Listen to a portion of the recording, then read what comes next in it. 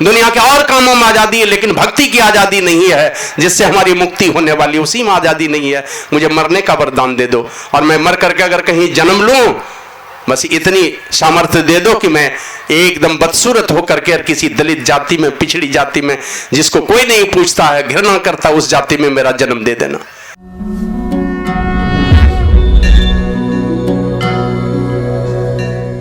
अखंड मंडलाकारं व्याप्तं येन चराचरं तत्पदं दर्शितं येन तस्मै श्री गुरुवे नमः। अज्ञानतिमिरान्धस्य ज्ञानाञ्जनशलाकया चक्षुरुन्मीलितं येन तस्मै श्री गुरुवे नमः। मंगलमूर्ति सद्गुरु मिलवै सर्वाधार, मंगलमय मंगल करनो बिनवो बारंबार। जयति जयति श्री सद्गुरु जोड़ी पानी युग पद धरो, चूक से रक्षा कीजिए बार बार विनती करो। जय जय जय सद्गुरु सुखद ज्ञान संपूर्ण अंग सम, कृपा दृष्टि करि है रिये हरि अयोक्ति वेढंग मम।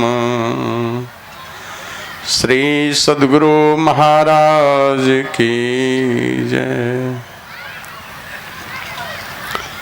सर्वत्र विराजमान परमात्मा स्वरूप विश्व वंदनीय आराध्य देव सद्गुरु महर्षि में ही परमहंस जी महाराज के त्रैलोक पावन युगल चरण कमलों में मैं अनंत अनंत बार नमन निवेदित करता हूँ।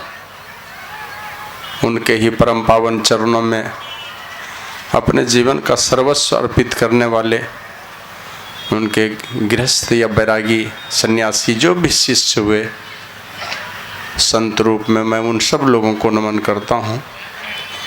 अव्यक्त रूप में पधारे हुए सभी जीवन मुक्त महापुरुष संतों को नमन करता हूँ।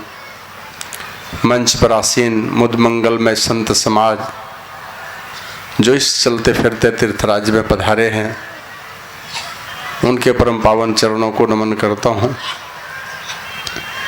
सत्संग प्रेमी सदात्माओं, भक्तिमती माताओं, धर्मशिला देवी स्वरूपा सती साध्वी बहनों, सभी जवान दोस्तों, छोटे छोटे बच्चों, जो भी हैं जो अध्यात्म ज्ञान के पिपासु बनकर संतों के इस ज्ञान गंगा में गोता लगाकर अपना भावी जीवन सुखद और समृद्ध दिव्य बनाने के लिए उपस्थित हैं, उन सबों को मैं बहुत बहुत बार नमन करता हूँ। और सब लोगों से निवेदन करता हूँ कि आप लोग उच्च स्वर में गुरु महाराज की जय घोष करने की कृपा करें। श्री सद्गुरु महाराज की जय। मेरे प्रवचन के बाद हो सकता है आप लोगों को हड़बड़ी हो, बहुत लोग जा भी सकते हैं घर, तो पहले ही मैं बता देता हूँ। आप लोग जरा कोई कागज कलम वाले हैं तो लिख लीजिए, या मैं जो बोल रहा हूँ उसको रिकॉर्ड कर लीजिए। अभी मैं 3 तारीख को यहाँ से जाऊँगा प्रयागराज, 3 तारीख। नहीं जा सका तो 4 के सुबह ट्रक में लोड होगा सारा सामान मेरे आश्रम से।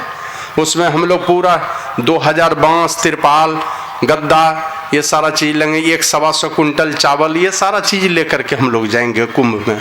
वहाँ कैंप का घेराबंदी, हम लोग चदरे का घेराबंदी, रसोई घर और 150 आदमी के रहने और सोने की व्यवस्था, 30 शौचालय बनवा के आए हैं। इतनी करके 25 शौचालय और हो सकता आज या कल बन जाए। 20 नल वहाँ पर लगेगा महिला पुरुष सब लोगों के लिए। 5 कोमोड वाला लेट्रिन बनेगा, वहाँ सब बन जाएगा, मेरे जानने के पहले ही बन जाएगा। हम लोग 3 या 4 तारीख को वहाँ पर पहुँचेंगे। 15 जनवरी तक हम लोग रहेंगे। जब मौका लगे बारी बारी से मौका निकाल कर आप चलिए कुंभ में। आप लोग यहाँ से जो भी जाएंगे, जिस गाड़ी से जाएंगे, आप खाली एक चीज़ ख्याल रखिएगा, स्नान के दिन नहीं जाइएगा, उसके 1 दिन पहले भी नहीं जाइएगा। स्नान के 2 दिन पहले जाइएगा तो मेरी गाड़ी 2 गाड़ी वहाँ रहेगी, हम आपको रिसीव कर लेंगे, मेरा ड्राइवर जाएगा रिसीव कर लेगा उसको। जी 15 फरवरी तक हम लोग रहेंगे वहाँ पर। जी 4 जनवरी से 15 फरवरी तक मेरा कैंप रहेगा और 3 फरवरी के बाद वहाँ का आधा मेला खत्म हो जाता है। तो जरा देखिएगा, ज़्यादा लेट करके जाइएगा तो हो सकता है कहीं हमको भी लाचारी में कैंप नहीं उठा लेना पड़े, क्या हमारे क्षेत्र का मेला हट जाएगा तो हमको भी हटना पड़ेगा। हाँ, सिर्फ पंचमी को स्नान करके अधिकांश महात्मा, बड़े महात्मा चले जाते हैं, तो देख लीजिएगा। अगर मेरे तरफ मेला रहेगा तो 15 तक रहेंगे, नहीं तो हो सकता है 15 के पहले भी विदाई हम लोगों की हो जाए। हाँ, तो सिर्फ पंचमी के पहले ही आइए। और वो अखिल भारती जो सोच रहे हैं ना, तब तो खाली अखिल भारती मिलेगा, बाहर में बीच मेले में नहीं मिलेगी जगह, दूर में देगा जगह। 3 दिन के लिए बीच मेले में नहीं देगा, वो किनारे में देगा, कहीं दूर में ले जा करके। अभी तक तो स्वीकृति नहीं मिली है। तो मेरा जो मार्ग होगा वो संगम लोअर मार्ग है, सबसे मार्ग है संगम लोअर मार्ग, लिख लीजिए। और 15 नंबर सेक्टर में मेरा ये कैंप है, 15 number sector. 15 number sector office में चले जाइएगा, सीधे संगम लोअर मार्ग से 15 नंबर सेक्टर ऑफिस में जाइएगा। अब वहाँ पूछिएगा झारखंड वाले महाराज का कौन सा कैंप है, तो हाथ का इशारा दिखा देगा। वह उस ऑफिस से लगभग 1000 फीट की दूरी पर मुक्ति मार्ग है, मुक्ति मार्ग पर मेरा कैंप रहेगा। कबीर साहब का, बनाभिलास साहब का और मेरा दोनों का आमने सामने कैंप है। एक तरफ सतपाल जी महाराज का भी कैंप लगने वाला है, एकदम उसी जगह पर मेरा है, तो ज्यादा परेशान नहीं होना पड़ेगा। संगम लोअर मार्ग से सीधे जाइएगा आप लोग सेक्टर 15 के ऑफिस में, उसी संगम लोअर मार्ग में ही ऑफिस है। बढ़ते जाएगा 18 नंबर, 17 नंबर, 16 नंबर, तब मिलेगा 15 नंबर। उसके ऑफिस में जाइएगा, कोई भी कर्मचारी है, उस पुलिस है, किसी से पूछिएगा झारखंड वाले महाराज का कौन सा नंबर प्लॉट है, वो दिखा देगा। और वहां जाके फोन कीजिएगा तो हमारी गाड़ी आकर के रिसीव कर लेगी। इतना याद रखिएगा, विशेष फोन नंबर डेरे में आकर के ले लीजिएगा। श्री सदगुरु महाराज की जय। और जो मंच पर आसीन महात्मा है, सबसे पहले तो उनसे निवेदन, आप आए और संत मत के कैंप की मर्यादा को बढ़ाएंगे तो गुरु महाराज की कीर्ति दुनिया में फैलेगी। और एक बार अगर 100-200 महात्मा एक जगह स्थिर होकर रह गए ना, तो डिबिया जला के वहां का प्रशासन संत मत को खोजने लगेगा। ये बस यही होता है, यहाँ का महात्मा जाता है दूसरे महात्मा के कैंप में चला जाता है, इसलिए संत मत का वैल्यू नहीं बढ़ता है। और अभी महासभा को झक मारना पड़ रहा है, प्लॉट नहीं मिलता है वहां पर। सब साधु अगर अड्डा जमाता है एक जगह, कोई महात्मा है रखना नहीं चाहता, और हम रखना चाहते हैं तो मेरे यहाँ रहना नहीं चाहता है। श्री सदगुरु महाराज की जय। सज्जनों, कहने सुनने की तो बहुत सारी बातें हैं, आप लोग बहुत सारी बातें सुन चुके। अंत में बोलने के लिए तो बहुत लोग बोलते हैं, लेकिन अंत में बोलना बड़ा कठिन होता है। जो प्रसंग हम लोग सुने, गुरु महाराज कहते थे, दुनिया का कोई भी काम हो, कोई भी काम भारी से भारी और आसान से आसान, बिना सिखाए किसी के होता नहीं। सिखाने वाले मिल जाएं, काम आसानी से होता है। और जब जब विपदा की घड़ी आती है जीवन में, अगर स्थिर मन से सोचता है, सकारात्मक विचार से अगर वो सोचता है, आवाज ठीक करो, कम करो ना आवाज देते हुए। अगर सोचने विचारने में थोड़ी भी गलती हो गई तो आपके जीवन की नैया किस दिशा में चली जाएगी कहा नहीं जा सकता। आप लोग पढ़े होंगे अमेरिका की एक नौकर की कहानी। किसी सेठ के घर में नौकरी करता था और एक दिन मालिक आया तो उसके पहले वो नौकर दुकान की साफ सफाई करके मालिक की ही गद्दी पर बैठ करके न्यूज़पेपर पढ़ रहा था, अखबार पढ़ रहा था। मालिक आया, पूछा क्या कर रहे हो गद्दी पर बैठकर? का पेपर पढ़ रहा हूं। तो कहा कि पेपर पढ़ के क्या करोगे, अमेरिका का राष्ट्रपति बनना है क्या? मना नहीं लगा उस बड़े आदमी को कि मेरे गद्दी पर मेरा नौकर बैठ जाए, ये अच्छा नहीं लगता है।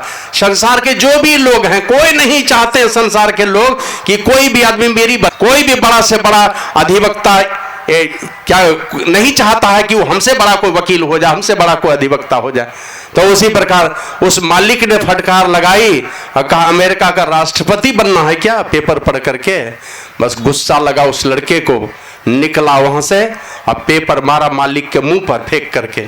तो देख लिया मालिक ने कि लड़का चला, पूछता है कहां जाने लगे? कहा जा रहा हूं जो चीज आपने कहा ना वही बनने के लिए, अमेरिका का राष्ट्रपति बनने के लिए जा रहा हूं। और निकला वहां से, मन में सोचा क्या करूं, कैसे बनूंगा अमेरिका का राष्ट्रपति। वही संकल्प ले लिया कि हमें अमेरिका का राष्ट्रपति ही बनना है। निकला वहां से, सोच विचार करके उन्होंने एक पार्ट टाइम जॉब चुन लिया, मैंने अल्पकालीन धंधा चुना, पेपर बेचने का। थोड़ी बहुत कमाई हो जाती थी और उसी पैसे से वो कमाई करके पढ़ाई लिखाई करने लगा। और धीरे धीरे वही लड़का आगे चल करके जब वो ग्रेजुएट हुआ, बीए पास किया, इसके बाद वही लड़का आगे चल करके अमेरिका का राष्ट्रपति अब्राहम लिंकन बना। तो बाद में आप लोगों को पता होगा कि बदमाश ने गोली मार दी और उससे उसकी मृत्यु हो जाती है। तो वही उन्होंने लिखा अपनी आत्मकथा में, बड़ी चूक हो गई। जिस समय उस मालिक के जगह से भागा था मैं गद्दी छोड़ करके, उस समय मैं विचार नहीं कर सका, कोई हमारे बुद्धि को परिष्कृत नहीं कर पाया, कोई बढ़िया विचार हमको नहीं दे पाया, कोई दिशा निर्देश नहीं दे पाया, जिसके चलते हमारा निर्णय गलत हुआ। बन तो गया मैं अमेरिका का राष्ट्रपति, लेकिन आज दुनिया से जा रहा हूं तो मुझे खाली हाथ जाना पड़ रहा है। उस समय अगर मैं चला जाता, कहीं जीसस का शिष्य बन जाता, जीसस का चेला बन जाता, तो ईसा मसीह ही बन जाता मैं, और नहीं तो कम से कम शिष्य बनकर के भी मरता तो दुर्गति हमारी नहीं होती, अधोगति नहीं होती। तो इस प्रकार सोचने विचारने में जब मैंने जिस समय कोई दिशा निर्धारित करते किस दिशा में जाना है हमें, आया है रामचरितमानस में, संत संग अपवर्ग कर कामी भव कर पंथ। संतों की संगति में जब जब जो गया वो मुक्ति के डगर पर ही गया। दुनिया वाले देखकर हंसते रहे, लेकिन अंतिम में डंका बजा दुनिया में उन्हीं का, कीर्ति का ध्वजा लहराया उन्हीं का, और इस दुनिया से भी गए तो मुक्ति के धाम में ही वो पहुंचे। सारी दुनिया आंसू बहाती रही उनके लिए। इसी प्रकार की घटना घटती है माता सबरी के जीवन में। 3-3 जन्मों की कथा कहते, खिखिरनी थी, दूसरे जन्म में राजकुमारी बनी, छत्रानी बनी। ये साधु संतों के चरण के धोवन जल का ये प्रभाव था, जूठन के धोवन का जल का ये प्रभाव था। उस जिस खिखिरनी ने खाया, उस साधु संतों के चरण के धोए जल में इतना प्रभाव था कि उस खिखिरनी को छत्रानी कुल में पहुंचा दिया। इतना बड़ा प्रमोशन तो दुनिया में कहीं नहीं सुना होगा लोगों ने।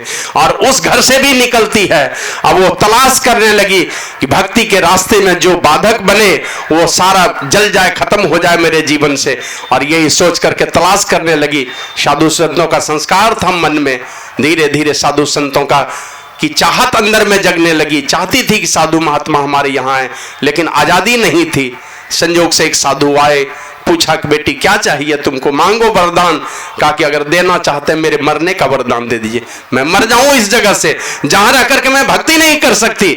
हमारी आजादी नहीं है, दुनिया के और कामों में आजादी है, लेकिन भक्ति की आजादी नहीं है जिससे हमारी मुक्ति होने वाली, उसी में आजादी नहीं है। मुझे मरने का वरदान दे दो और मैं मर करके अगर कहीं जन्म लूं, बस इतनी सामर्थ्य दे दो कि मैं एकदम बदसूरत होकर के किसी दलित जाति में, पिछड़ी जाति में, जिसको कोई नहीं पूछता है, घृणा करता, उस जाति में मेरा जन्म दे देना।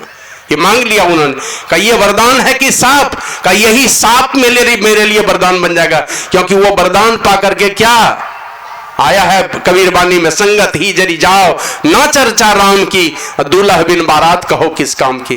किस काम का है वो खूबसूरती, वो खानदान, किस काम का है वो धन दौलत जो भक्ति के रास्ते का ही बाधक बन जाए। इसलिए हमें यही मेरे लिए वरदान होगा। और मांग लिया, और वही शबरी के जीवन में घटना घटित होती है, जन्म लेती है। ब्राह्मण, क्षत्रिय, वैश्य, शूद्र, ये चारों में से किसी में नहीं, और निचले तबके में शबरी, जिसका कोई कैटेगरी नहीं है, उस कैटेगरी में जाकर के उनका जन्म हो गया। और वहां जन्म लेती है लेकिन कदम जब बढ़ता है, दुनिया की सारी डिग्री हमारे मरने के बाद, हमारे शरीर छूटने के बाद सारी डिग्री डिलीट हो जाती है, लेकिन भक्ति की डिग्री डिलीट नहीं होती। जहां छूटती है वहीं से पढ़ाई फिर से शुरू हो जाती है। शादी हुई, सयानी हुई तो शादी कर दी, किसी तरह माथे का बोझ उतारा माता पिता ने, पति गया लेकर के तो जंगल में छोड़ा उसको। इस बदसूरत को ले जा करके सारे बच्चे डरेंगे, लोग भी क्या कहेंगे कि कहां से उठा करके ले आया ये कुलक्षणी को, इतनी बदसूरत भूतनी को उठा करके कहां से ले आया, बीच जंगल में छोड़ दिया। और उसी समय विचार करते कहां जाऊं, ये ऐसी, मैं क्या कहते हैं, ऐसी परिस्थिति होती है जिस परिस्थिति में पता नहीं, सोच नहीं पाता, आत्महत्या कर लेगी। अगर ऐसा किसी लड़की के साथ में घटना घट जाए तो क्या क्या देखते हैं, जहर खा लेगी, फांसी लगा लेगी, कहीं रेल में जाकर के कट जाएगी कि मेरे पति ने छोड़ दिया, अब मैं क्या करूंगी। लेकिन ये एकदम होशो हवास में रह करके पिछले जन्म के संस्कार ने उसे प्रेरित किया, और सोचते विचारते कहां गई। उनको पता था मैं सयानी हूं, मेरे ऊपर अंगुलियां उठेगी, मेरे चरित्र पर आक्षेप लगेंगे, हो सकता है मेरे चरित्र का भी हनन हो जाए कहीं पर, इस बात की चिंता थी। लेकिन इन सारी चिंताओं को हटा करके उनको पता है अगर सुरक्षित रहने का अगर कोई जगह है, जैसे माता सीता को देख भगवान श्री राम ने देख लिया था जंगल में कि सबसे सुरक्षित अगर जगह है कोई मेरी सीता के लिए, वह है वाल्मीकि मुनि का कुटिया, इसीलिए भेजा था उनके घर पर। जबकि पिछला इतिहास उनको पता था वाल्मीकि मुनि का, उसके बाद भी भेज दिया कि इनसे सुरक्षित स्थान कोई और नहीं हो सकता। उसी प्रकार संतों का जो दरबार होता है, सारे दुनिया के ठुकराए लोग वहां स्वीकार किए जाते हैं, और वहीं पर जाकर के चरित्र की रक्षा हो सकती है।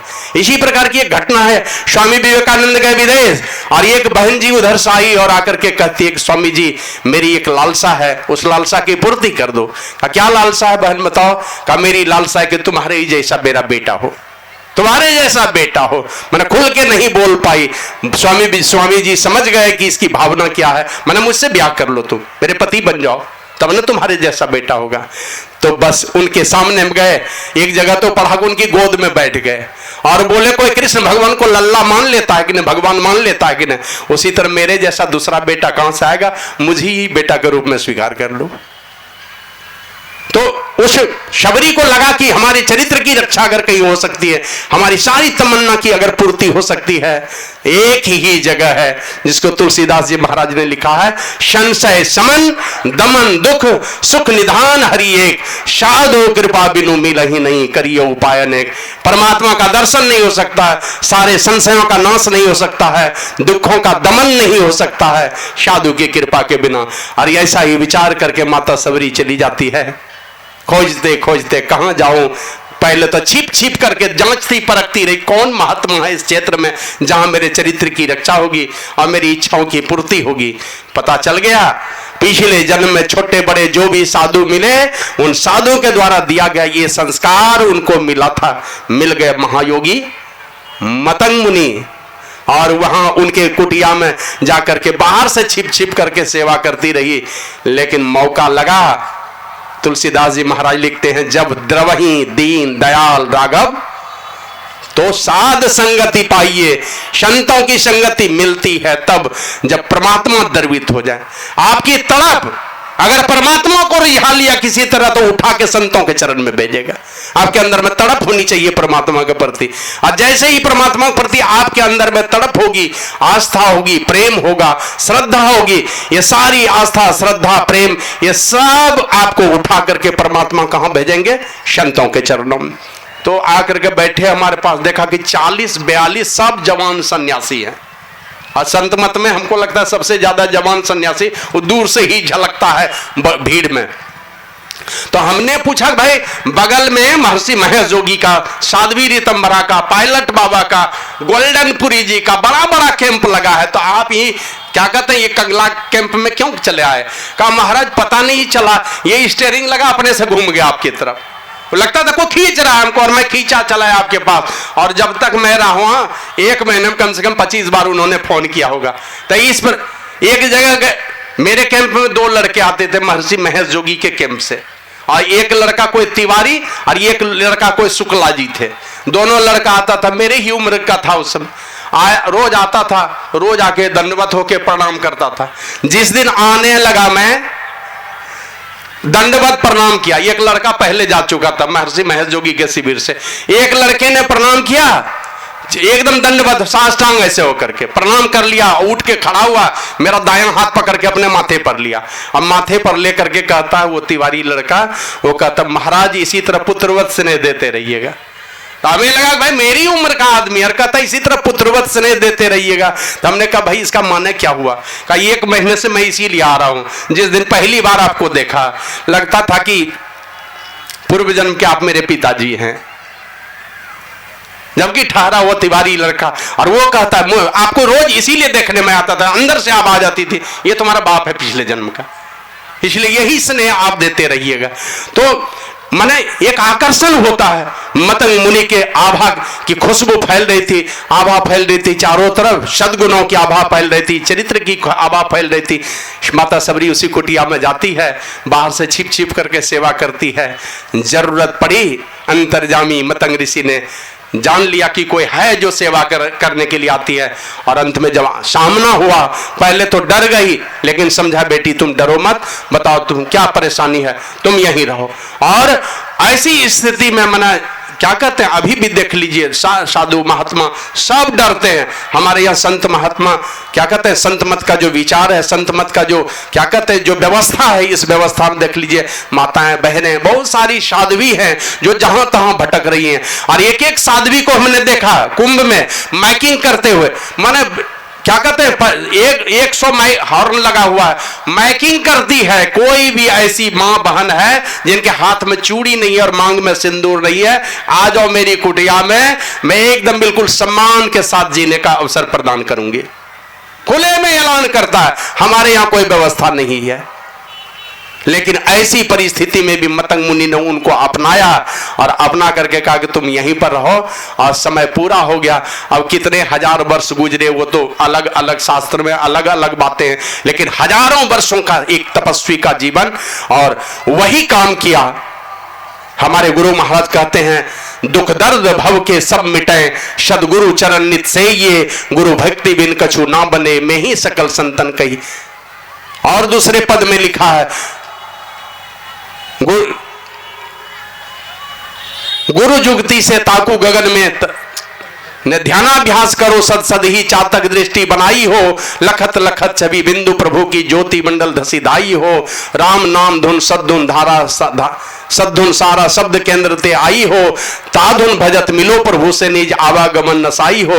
अब गुरु की भक्ति साधु की सेवा बिनु नहीं कछु पाई हो, याते भजो गुरु गुरु नित ही, नित ही का मतलब रोज नहीं, नित ही का मतलब क्रमबद्धता से लगातार जपते रहो। याते भजो गुरु गुरु निति रहो, चरण लौलाई हो, उनके चरणों में लौ लगा करके रहो, जैसा गुरु कहे वैसा ही करो। इस भावना से जब शिष्य के अंदर में ये भावना उठती है, गुरु कभी भी कोई पूंजी छिपा करके नहीं रखते, सब उड़ेल देते हैं उनके ऊपर।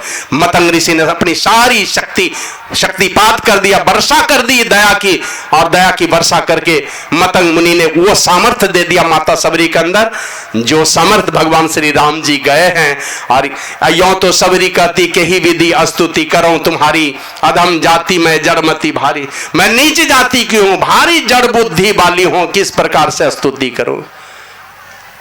और अधम ते अधम अधम अति नारी, 3 मह मैं मति मंदाघारी, ए पाप के शत्रु, ए पापों के नाश करने वाले भगवान, मैं तो नीच बुद्धि वाली हूं, नीच जाति को मंद बुद्धि वाली हूं, किस प्रकार से आपकी स्तुति करूं। लेकिन साफ शब्दों में कहा, कह रघुपति सुनु भामिनी बाता, मानो एक भक्ति करना था। ऐ सबरी तुम जो ये सब बातें कर रही, किस प्रकार से स्तुति करूं। इसी को तुलसीदास जी महाराज ने भी लिखा है अंतिम में, जातिहीन अग जन्म में। जातिहीन माने नीच जाति वाली, जिनको दुनिया के लोग नीच जाति के लोग समझते हैं, संत कभी नहीं समझते कि नहीं को नीच जाति के, वो तो बस अपने ही जिगर का टुकड़ा उनको समझते हैं। और उपदेश भी इसीलिए गुरु महाराज भी किए हैं, सुनिए सकल जगत के वासी या जगन्नश्वर सकल विनाशी। कभी किसी को नीच शब्द ही नहीं है उनके पास में, सबको अपने समान ही समझते हैं, अपने जिगर का टुकड़ा समझते हैं। तो साफ शब्दों में कहे सबरी, मैं तो एक ही नाता मानता हूं और कोई रिश्ता नाता है, कोई जाति का नाता नहीं, पाति का नाता नहीं, कुल धर्म का बड़प्पन वाला रिश्ता नहीं, धन बल कुल और भी किसी तरह का बल है, विद्या बल गुण का बल है, किसी प्रकार का बल, ये कोई बल का रिश्ता मैं नहीं मानता हूं कि किसी चीज कोई चीज हमें आकर्षित नहीं कर सकता। बस एक ही चीज है जो खूबसूरती अगर मनुष्य के पास है, वही खूबसूरती हमें खींच लेती है, उसी से हमारे रिश्ते बन जाते हैं। वो क्या कहते हैं, जाति पाति कुल धर्म बड़ाई, धन बल परिजन गुण चतुराई, भगति हीन नर सोही कैसा, बिनु जल बारिद देखिए जैसा। खूब अपने आप को बड़ा समझ लीजिए, लेकिन भगवान श्री राम कहते हैं ये धोखा है, धोखा, भूसा है तुम्हारे पास, छाय है, राख है तुम्हारे पास में, कुछ भी नहीं है अगर भक्ति नहीं है तुम्हारे हृदय में। धन बल कुटुंब बल जाति पाति किसी बड़े जात पात में पैदा हो लो, पर भगवान कहते हैं मेरे साथ में कोई रिश्तेदारी नहीं है उनकी, मेरे गोत्र का है ही नहीं वो, और ऐसे लोगों का सफाया भी करवा देते हैं परमात्मा। श्री सद्गुरु महाराज की जय। और वही भगवान श्री राम एकदम 9 प्रकार की भक्ति का 9 प्रकार की भक्ति का वर्णन करके क्रम क्रम से समझा करके कहते हैं जरा सा बता दो, जिसके द्वारा मैं खींचा चला आता हूं, जिसके द्वारा मैं प्रसन्न हो जाता हूं जिस काम को करने से, उस ये 9 काम है। प्रथम भगति संतन कर संगा, दूसरी रति मम कथा प्रसंगा, गुरुपद पंकज सेवा, तीसरी भगति अमान, और चौथी भगति मम गुण गण करे कपट तजी गान, मंत्र जाप मम दृढ़ विश्वासा, पंचम भजन सो वेद प्रकाशा। ये 5 बाहरी काम बता दिया का सबसे पहले संतों की संगति में जो जाते हैं उनको देख के मैं खुश हो जाता हूं। दूसरी रति मम कथा प्रसंगा, जो संतों के पास जाकर के ऐसी कथा सुनते हैं जिस कथा को सुनने से मुझ में प्रेम हो जाता है, मैंने मुझ में प्रेम पैदा करने वाला जो कथा सुनता है संतों के पास जाकर के, उसको देख के मैं रिझ जाता। और जो अमानी बन करके गुरु की सेवा करते हैं, कभी आदर नहीं खोजा, खाने मिला कि नहीं मिला, कहीं सोने मिला कि नहीं मिला, कहीं जाकर के जूठा पत्तल उठाए दिन भर। शुरू में हम लोग भी जाते थे, इतने बड़े देखिए छत्री कुल में पैदा हो करके। एक दिन की बात हमने सुनी, कुप्पा घाट में गए यहां से सेवक, और जाकर के कहते हैं हुजूर, गुरु महाराज के पास जाकर के कहते हैं हुजूर गौ माता के खाने के लिए चारा नहीं है। तो ये 2 बड़े महात्मा का नाम सुना, जाओ उनसे मांग लेना। सब मना कर दे, मेरे पास कुछ नहीं है, 1 को पैसा नहीं, जबकि रोज आमदनी थी। तब बोले जाइए शाही स्वामी जी महाराज के पास जाइए, व्यवस्थापक के पास गए उनके पास, तो वो कहते हैं ये वाला पॉकेट भी गुरु महाराज का, ये वाला भी पॉकेट गुरु महाराज का, ये वाला भी पॉकेट गुरु महाराज का, जो है सो गुरु महाराज का है, ले लो जो लेना। निकाल करके सब दे दिया, जाओ चारा ले आओ कि आदमी के खाने का ले लो, सब उन्हीं का।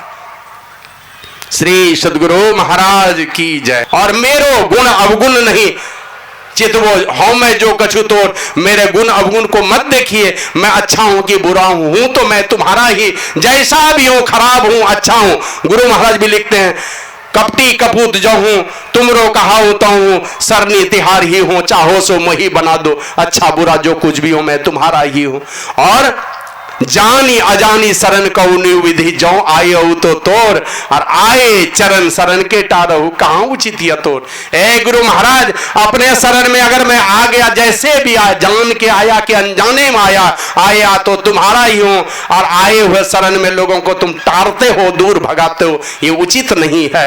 इसलिए तुम हो दीन दयाल दयानिधि, करहु दया गुरु मोर, बिंतु दया पार हो नैया, साही हृदय न ठोर। मेरे हृदय में भरोसा नहीं होता कि बिना तुम्हारे दया का मेरी जीवन नैया पार लगने वाली है।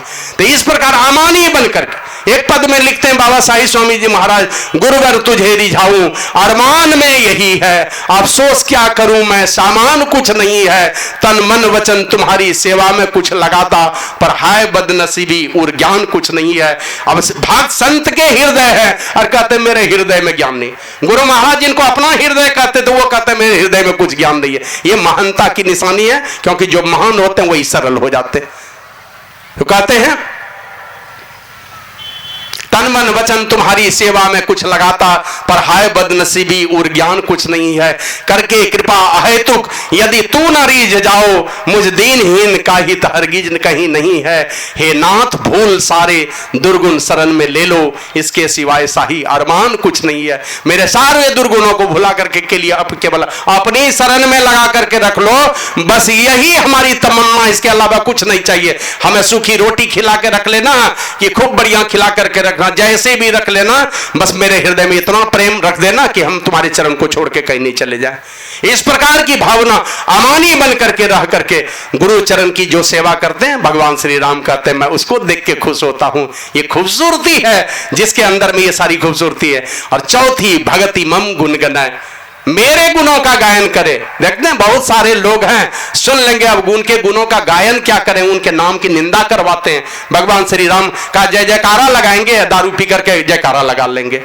ये सब मटिया मेट करने का ये काम करते, जयकारा लगाइए लेकिन पवित्रता वाला आचरण करके लगाइए तो गदगद हो जाएंगे। बहुत लोग आते हैं प्रणाम कर, दारू पी करके बाबा जरा प्रणाम करेंगे, आशीर्वाद दे दीजिए। हम क्या रिएक्शन हो जाएगा, अभी तुम प्रणाम करोगे, दारू पिया हुआ में हमारा कोई आशीर्वाद लगने वाला नहीं है तुम्हारे पास, कि उल्टे तरफ हमारा आशीर्वाद चला जाएगा। तो अमानी बन करके गुरु की सेवा।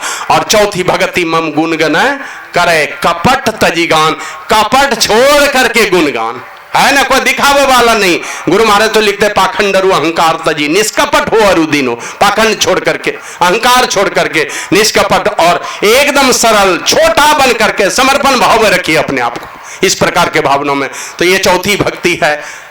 और मंत्र जाप मम दृढ़ विश्वासा, दृढ़ता के साथ एकदम पवित्र मन से जो दिया है पूरा भरोसा करके कि यही मंत्र हमारी मुक्ति का साधन है, इसको छोड़ करके एक भी मंत्र भूल से भी अगर लाने की कोशिश करते हैं, कुछ न कुछ पुण्य होगा, लेकिन ये होगा क्या, व्यभिचारिणी भक्ति हो जाएगी। तो उस मंत्र पर दृढ़ता से अपने मन में बिठा करके एकदम मनोयोग पूर्वक सदगुरु सदगुरु निधि पुकारत छीजत पाप समूह है, पाप समूह मिटते जाएंगे और प्रेम बढ़ता जाएगा। ये पांचवी भक्ति तक बताया, लेकिन इसके बाद और दो कठिन साधन बता दिया कि उसको देख करके मैं ज्यादा खुश होता हूं। छठदमशील विरति बहुकर्मा, बहुत प्रकार के कर्म कांड से जो बचाता है। पहले दमशील वही बन पाएगा, इंद्रिय निग्रह का साधन वही कर पाएगा जो क्या कहते हैं, बहुत प्रकार के कर्मकांड से अपने को बचाएगा। और कर्मकांड में फंसा हुआ आदमी वो दमशील नहीं हो सकता है, इंद्रिय निग्रह होकर ही नहीं सकेगा।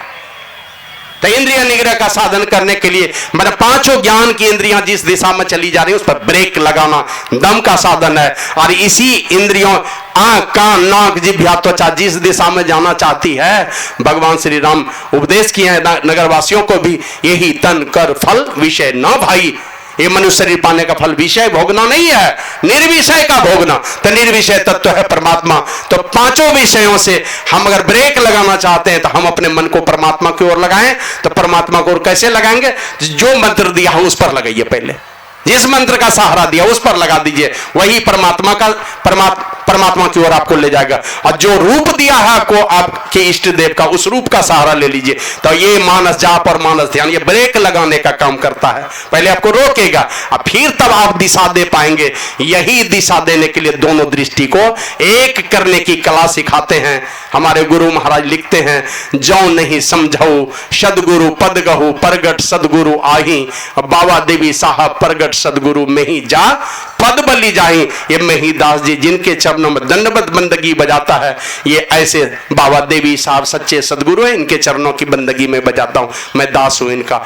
तो इंद्रिय निग्रह का साधन करना, और इंद्रिय निग्रह का साधन यही, इसके विषय में चरणदास जी महाराज कहते हैं, दो ठग मारग माही मिलेंगे, एक कनक एक नारी, सावधान हो पेच न खाइयो रहियो आप समारी, पांचों चोर सदा मगरोखत। ये पांचों ज्ञान की इंद्रियां हमेशा भक्ति के रास्ते को काटने का काम करती है। आंख बहका देगा, कान में कोई आवाज आएगी दूसरे तरफ लेके चला जाएगा आपके मन को, जीभ में कोई स्वाद आया तो ध्यान के समय वही सारा स्वाद ख्याल पड़ने लगेगा।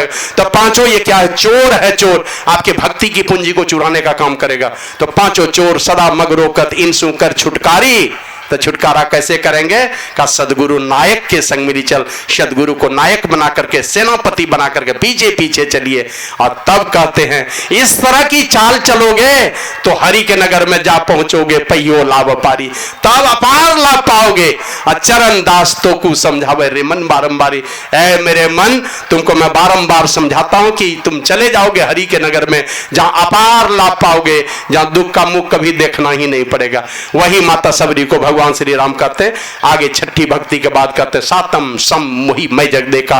ये समत्व का साधन है, समाधि साधन है, जो नादानुसंधान के बिना संभव नहीं है। अनेक प्रकार के साधन है, लेकिन पूरा पूरा मन का निग्रह हो जाए, इसके लिए समाधि साधन है, समत्व का साधन है, समता का साधन है। यही भगवान श्री राम कहते हैं सातम सम मोहि मैं जग देखा। समत्व का साधन करके अपने आत्म स्वरूप में जब अवस्थित हो जाता है, सारे संसार को राम में देखता है, अपनी ही आत्मा को सारे संसार में देखता है। आया उपनिषद में वायुर्यथे को भुवनम प्रविष्टो रूपम रूपम प्रतिरूपो बभुव एकस्तथा सर्वभूतांतरात्मा रूपम रूपम प्रतिरूपो बहिश्च।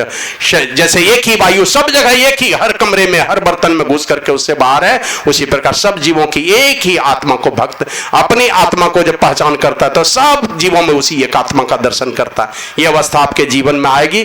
और भगवान श्री राम कहते भी हैं कि मम दर्शन फल परम अनुपा, जीव पावहि निज सहज स्वरूपा। मेरे दर्शन का सबसे बड़ा फल यही है। समग्र ऐश्वर्य के साथ परमात्मा अगर दर्शन दे दे तो जीव अपने ही स्वरूप को पा लेता है। ऐसा नहीं है कि बाहर से राम जी आकर का हाथ मिला के कहते हैं सुशील बाबू क्या हालचाल है, बहुत दिन पर मिले, ऐसा नहीं है। अपने आप को ही उस स्वरूप में देखता है। तो ये समता का साधन है। और आगे कहते हैं आठम जथा लाभ संतोषा, जो परमात्मा ने दिया मन लागो मेरो यार फकीरी में। अब भला बुरा सबका सुन लीजिए कर गुजरान गरीबी में। अंदर में तो वहां दम है, इतनी शक्ति है, इतना पावर है उसके पास में, बाहर शरीर की सुधि ही नहीं रहती है। 8 पहर झुमती बीते, झुमते बीतने लगता है। और किनाराम जी महाराज तो कहते हैं पियत पियत मन मगन भयो है, प्रगटे ज्ञान लखेबो किनाराम गुरु के सत महिमा फिर ना या तन पैवो, मदिया में पियवो बनाई मैं कलवारी न होवो। यह अवस्था उनके जीवन में आती है। आठम यथा लाभ संतोषा, संतोषी बन करके जीने लगता है। फिर कभी भी उनके जो संतोषी बन गया वो दुनिया को तृप्त करने का काम करता है। और नहीं तो मैंने कभी कहा था असंतोषी बन करके साधु चलेगा, दुनिया को कहां से तृप्त कर पाएगा। एक इंजीनियर बिगड़ गया, एक इंजीनियर बिगड़ेगा 2-4 पुल ध्वस्त हो जाएगा, 10 पुल ध्वस्त होगा।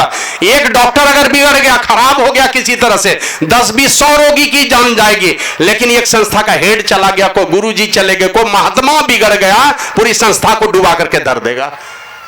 श्री सद्गुरु महाराज की जय। तो आठम यथा लाभ संतोषा, उतने में संतोष होगा। हम लोग तो बहुत जगह जाते हैं सत्संग करने के लिए, आए 100 रुपया दिया दक्षिणा, अंदर है परमात्मा की शक्ति, लगन लगी है राम से, दुनिया का कोई गम नहीं उसके पास रहता है। आठम जथा लाभ संतोषा। और ऐसी स्थिति जब आ जाएगी तो सपने हूं नहीं देखा ही परदोषा, कभी भी सपने में भी दूसरे का दोष नहीं देखेगा, क्योंकि कोई नहीं है जिसके अंदर में कोई न कोई कमी नहीं है, कोई न कोई बुराई नहीं है। सब में कुछ न कुछ मन दूध का धोया हुआ, भूल से ही कोई जो संत पुरुष है वही है, नहीं तो दुनिया में कोई दूध के धोए नहीं है। कुछ न कुछ सबके अंदर में कमी है, तो सपने में भी परदोष दर्शन नहीं करता है। और जब ऐसी स्थिति आएगी तब वो नवम सरल सब संचलीहीन, एकदम छलीहीन हो जाएगा, एकदम सरल बन करके रहेगा। श्री सद्गुरु महाराज की जय। और अंतिम में माता सबरी को कहते हैं मम भरोस, रहता है भरोसा परमात्मा का। ही या हर्ष, माना हृदय में हर्ष नहीं यार, ना दीनता का भाव है, कभी गरीबी नहीं है उसके पास में। आपके सामने भले गिर गिरा ले, लेकिन वो शेर का बच्चा है, भूखा मर जाएगा, कभी दूसरे का मारा हुआ नहीं खाएगा। उसी प्रकार साधु भी हो जाते हैं जिनकी ऐसी दशा हो जाती है। और आगे कहते हैं नौ मह एक जिनके होई, नारी पुरुष सचराचर कोई, सोई अतिशय प्रिय भामिनी मोरे, सकल प्रकार भगति दृढ़ तोरे। ऐ सबरी, इन 9 प्रकार की भक्ति में एक भी कहे कि नहीं के पास में, एक भी कैसे होगा? 9वां कक्षा में कैसे पढ़ लेगा? पहली दूसरी तीसरी कक्षा में नहीं पढ़ेगा तो पहली वाली भी भक्ति अगर किन्हीं के पास है, मैंने संतों के पास जाकर के बैठता है, उनकी बातों को सुनता है, और उनकी बातों को सुनने मात्र से, दर्शन मात्र से करोड़ों करोड़ पापों का नाश होता है। भगवान श्री राम से लक्ष्मण ने यही कहा कि भैया 13 वर्ष गुजर गए, अनेक साधु संतों के दर्शन हुए, ऋषि मुनियों के दर्शन हुए, सबके नाम भी भूल गए, लाभ क्या हुआ? का सुबह सुबह पता चलता है लोगों को जब सूर्य भगवान दर्शन देते हैं। लाखों लाख विषाणु अपने आप मर जाते हैं सूर्य भगवान के दर्शन देने से, बहुत सारी बीमारियां चली जाती है, सारा वातावरण खिलखिलाने लगता है, चिड़ियां चहचहाने लगती है, लोगों में हंसी खुशी की फव्वारे फूटने लगते हैं, ऐसा गदगद हो जाता है सारा संसार सूर्य भगवान के दर्शन से। उसी प्रकार तुलसीदास जी महाराज कहते हैं, एक घड़ी आदो में पुनियाद, और तुलसी संगत साध की कटे कोटि अपराध। संतों के दर्शन से करोड़ों अपराध कट जाते हैं, ये सामर्थ्य उनके अंदर में। तो वही तुलसीदास जी महाराज अंत में कहते हैं कि नर विविध कर्म अधर्म बहुमत, शोक प्रद सब त्याग हो। बहुत प्रकार के कर्म, और ये अधर्म मन पाप कर्म, नहीं करने योग्य कर्म, और बहुमत मन बहुत प्रकार के मत और मतांतर, ये सारे शोक देने वाले हैं। विश्वास करी कह दास तुलसी राम पद अनुराग हो।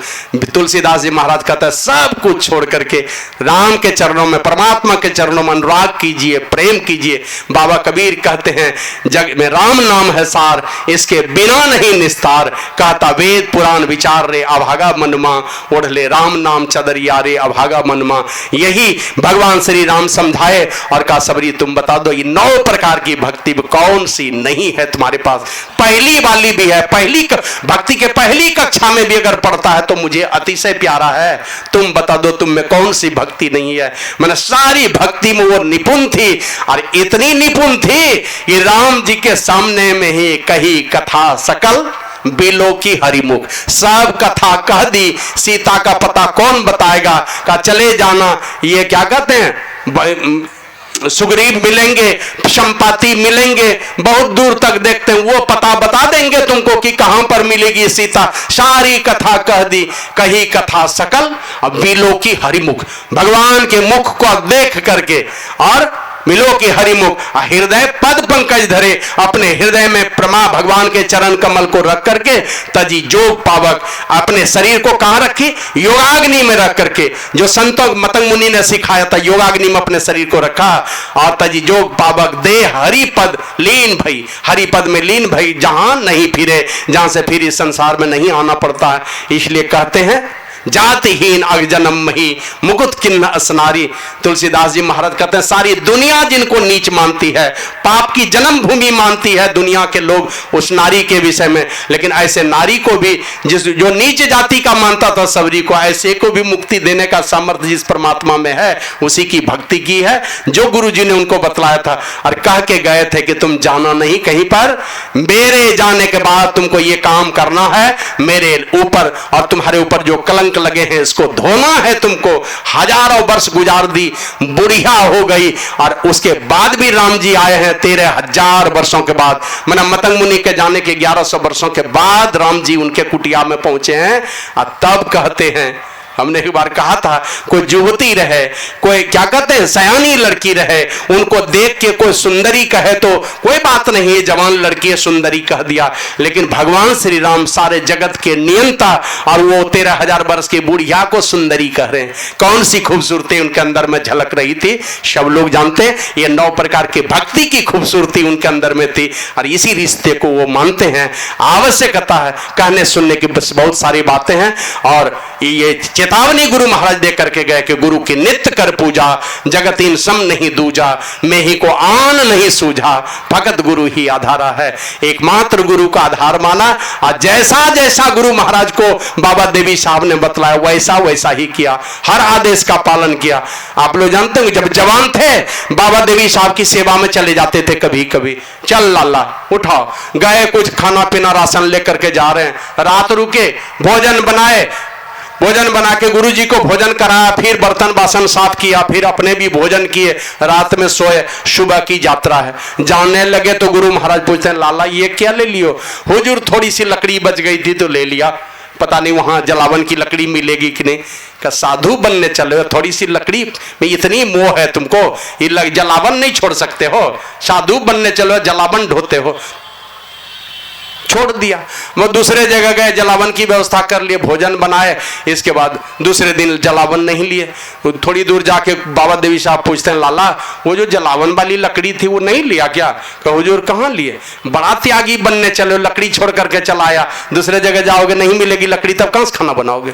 मैंने इस प्रकार की परीक्षा ले लेकर के ठोक बजा करके सारी शक्ति गुरु बाबा देवी साहब ने गुरु महाराज को दे दी। तो इस प्रकार का सामर्थ्य अगर चाहते हैं, ये संत सदगुरु के चरण शरण में रह करके उस परमात्मा की भक्ति करके ही हम प्राप्त कर सकते हैं। जो माता सबरी ने किया ऐसा कोई भी करेंगे, इस दुनिया में कोई भी आएगा जो इस रास्ते पर चलेगा, उनके नक्शे कदम पर चलेगा, एक न एक दिन उसके जीवन में भी यही स्थिति बनने वाली है। विशेष न कह करके आप सब लोगों से निवेदन करता हूं कि वर्तमान परिप्रेक्ष्य में इसकी अत्यंत ही आवश्यकता है सारे संसार को, और इसके बिना हमारा कोई भी सारा काम करेंगे जाएंगे इस दुनिया से दीवाना बन के। दुनिया में क्यों बेहोश सोता है, तेरी लाखों की दौलत भी नहीं रहने को पाएगा, बने जो कुछ धर्म कर ले यही एक साथ जाएगा। तो इसी प्रकार कहने सुनने की बहुत सारी बातें हैं, विशेष बातों की चर्चा फिर हम लोग कल दोनों पाली के सत्संग में करेंगे। बहुत बहुत साधुवाद। इतने देर तक बिल्कुल धैर्य रख करके ऐसे देखिए, एक महात्मा का मैंने कुछ महाराज लोग मैंने समय पर पाबंद नहीं रहे, कुछ ज़्यादा बोलते गए तो एक महात्मा छूट गए, मुनीशानंद बाबा। तो अच्छा बढ़िया बोलते हैं, और हम लोगों की इच्छा रहती है कि बोलें, विषय पर बढ़िया बोलते हैं। तो क्या करूं, क्षमा प्रार्थी हूँ। अब जो महात्मा को नहीं मिल पाया, फिर कल हम लोग दूसरी पाली के सत्संग में यहाँ उपस्थित होंगे। सब लोगों के लिए भोज भंडारा की व्यवस्था है, कोई नहीं भागिएगा, सब लोग जाके भंडारा ग्रहण कीजिएगा। कल फिर दोनों पाली का है, कल दीक्षा का भी कार्यक्रम है, और पूज्य गोपाल दास दिन और वो कल संन्यास देंगे हम लोग, इसी मंच पर देंगे स्तुति प्रार्थना के बाद। तो आप लोग सब लोग दोनों पाली के सत्संग को सुन करके, और निमंत्रण फिर से देता हूँ, महाकुंभ मेले में मौका निकाल करके चलिए। 700 किलोमीटर है, सप्ताह में 3 गाड़ी तो यहीं से है, फिर जसीडीह से भी गाड़ी है, भागलपुर से भी गाड़ी है, उधर से हावड़ा है, तिनसुकिया है, बहुत गाड़ी है, विक्रमशिला है, सब जाएगी उधर होकर के। यहाँ से 3 गाड़ी है, मुंबई के लिए जो गाड़ी खुलती है, दिल्ली के लिए, तीनों गाड़ी जाती है इलाहाबाद होकर के। तो टिकट बना करके अलग अलग डेट में टिकट बना के आइए, हम लोग वहाँ कैंप लगा करके आप लोगों की व्यवस्था करेंगे। बोलिए प्रेम से श्री सद्गुरु महाराज की जय।